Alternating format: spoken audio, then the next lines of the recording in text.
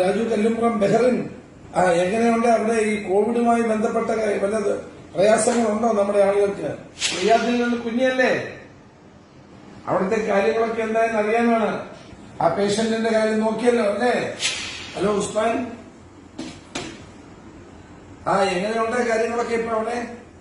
348 പേർക്ക് ബാധിച്ചല്ലേ? ഒരു ചെറിയ ജില്ല, ആലപ്പുഴ ജില്ലയുടെ പ്രദേശമുള്ളത്. കുവൈത്തിൽ എന്തൊക്കെയുണ്ട് വിശേഷം? പറയൂ വർഗീസ് പുതുക്കുളങ്ങര. പൊതുമാപ്പ് പറഞ്ഞ ആളുകൾ കൂട്ടം കൂടാൻ സാധ്യതയുണ്ട് അല്ലേ? സാധാരണ തൊഴിലാളികള്, ടെമ്പററി വിസ വന്നവര്, ഡ്രൈവർമാര്, അങ്ങനെയുള്ള പാവങ്ങൾക്ക് വല്ലതും സഹായങ്ങൾ ആവശ്യമുണ്ടെങ്കിൽ OICCയുടെ നേതൃത്വത്തിൽ കൊടുക്കണം കേട്ടോ.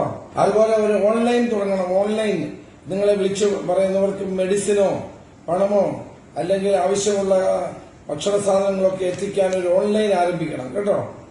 അതിപ്പോ അയക്കാം, ഇവിടുന്ന് അയക്കാം. ഞങ്ങളുടെ നാട്ടിലേക്ക് നിങ്ങളെ കൊണ്ടുവരാൻ വേണ്ടി ഫ്ലൈറ്റ് അറേഞ്ച് ചെയ്യണമെന്ന് ഞാൻ ആവശ്യപ്പെട്ടുകൊണ്ടിരിക്കുകയാണ്. കേന്ദ്ര മന്ത്രിയോട്, പ്രധാനമന്ത്രിയോട് ഞാൻ ആവശ്യപ്പെട്ടിട്ടുണ്ട്.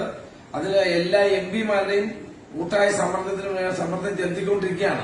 ഗവൺമെന്റിനോടൊപ്പം പ്രതിപക്ഷവും നമ്മൾ 20 MP-മാരും അതിനു വേണ്ടിയിട്ട് നല്ല ശ്രമം നടത്തിക്കൊണ്ടിരിക്കുകയാണ്. എന്തെങ്കിലും നിങ്ങളുടെ ഇവിടെ ടേക്കപ്പ് ചെയ്യാനുണ്ടെങ്കിൽ ramesh.Chennittala@gmail.com എന്ന മെയിലില് അതിന്റെ കാര്യങ്ങളെല്ലാം അയച്ചു തരണം കേട്ടോ. മഹാദേവൻ, എങ്ങനെയുണ്ട് ദുബൈ OICC ഇൻകാസിന്റെ കാര്യങ്ങളൊക്കെ? 4500 കിറ്റ് വിതരണം ചെയ്യുന്നു അല്ലേ? മെഡിസിൻ വിതരണം ചെയ്യാനുള്ള നടപടി സ്വീകരിക്കണം. മസ്കറ്റിൽ എങ്ങനെ കാര്യങ്ങൾ? എങ്ങനെ? നാളെ ലോക്ക്ഡൌൺ ആണല്ലേ? എങ്ങനെയുണ്ട് നമ്മുടെ OICCയുടെ? എന്നാലും നമ്മുടെ സാധാരണക്കാരെ സഹായിക്കാൻ എല്ലാവരും രംഗത്തിറങ്ങണം അവിടെ. ഹെൽപ്പ് ഡെസ്ക് വെച്ചിട്ട് മരുന്നും ഭക്ഷണവും ഒക്കെ എത്തിക്കാൻ നടപടി സ്വീകരിക്കണം കേട്ടോ. സാലറി കിട്ടാത്ത പ്രശ്നമൊക്കെ ഉണ്ട്. അറിയാതെ കർഫ്യൂ ആണല്ലേ? ദമാമിൽ ആർക്കെങ്കിലും ആവശ്യമുണ്ടെങ്കിൽ പാവങ്ങളെ സഹായിക്കാൻ നമ്മുടെ സേവനം ഉണ്ടാകണം. ഞങ്ങളെല്ലാം കൂടെയുണ്ട്. സമാധാനമായിട്ടിരിക്കുക, ഒന്നും പേടിക്കേണ്ട കാര്യമില്ല. സുഖപ്പെട്ട് വരട്ടെ കേട്ടോ. ഗൾഫ് നാടുകളിലുള്ള OICC സംഘടനാ നേതാക്കളുമായി എനിക്ക് ഇന്ന് സംസാരിക്കാൻ കഴിയും. എല്ലാവരെയും ഫോണിൽ കിട്ടിയില്ലായിരുന്നു. കുറെ ആളുകളെ കിട്ടിയവരോടെല്ലാം കാര്യങ്ങൾ അന്വേഷിച്ചു. അവര് അവിടുത്തെ ബുദ്ധിമുട്ടുകളൊക്കെ പറഞ്ഞു. OICCയുടെ നേതൃത്വത്തിൽ എല്ലായിടത്തും ഹെൽപ്പ് ലൈനുകളും ഇപ്പോൾ തന്നെ ഉണ്ടാക്കിയിട്ടുണ്ട്.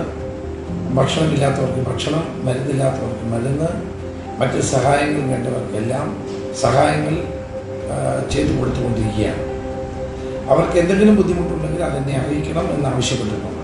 സംസ്ഥാന കേന്ദ്ര ഗവൺമെന്റുമായി ബന്ധപ്പെട്ട് ചെയ്യാൻ കഴിയാവുന്ന കാര്യങ്ങൾ പരമാവധി ചെയ്യാമെന്ന് ഉറപ്പ് നൽകിയിട്ടുണ്ട്. ക്വാറന്റൈനിൽ കഴിഞ്ഞ ഒരാളുമായി, പേര് പറയുന്നില്ല, എൻ്റെ സുഹൃത്താണ്, അദ്ദേഹമായി സംസാരിച്ചു.